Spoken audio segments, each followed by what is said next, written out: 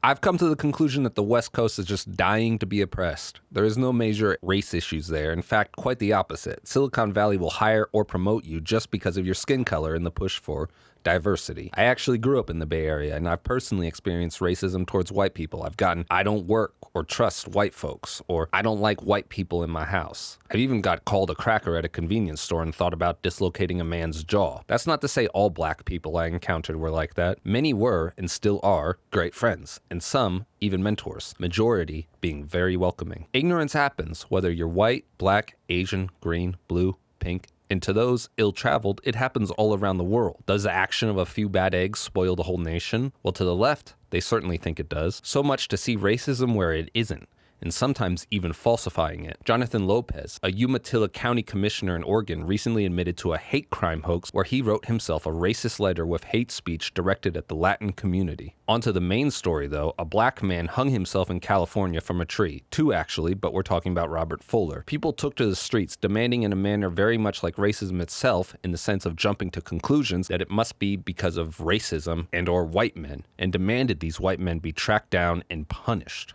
Why would a black person hang himself, the public asked. Even Cardi B, the pinnacle of intelligence for many on the West Coast, put in her 2 cents suggesting that black people don't hang themselves and that it must have been a lynching. No one took into account that over 20% of suicides are from hangings or suffocation, making it the second most popular method of suicide. So no, how could someone hang themselves, right? It didn't take long for the LA County Sheriff's Office to close this case, as the medical examiner found no signs of struggle and even observed several linear scars on Fuller's wrists, consistent with a previous suicidal attempt. And in the other case I mentioned earlier, there was even surveillance footage of the other black man hanging himself. There was another incident a few weeks ago where Oakland Mayor Libby Schaaf mistook workout equipment set up by a black resident of Oakland for a noose. She quickly formed a press conference even after being told it was workout equipment, and she insisted we must see it as a noose, and still considered filing hate crime charges against aforementioned black resident even though he had footage of him using it as workout equipment. Again,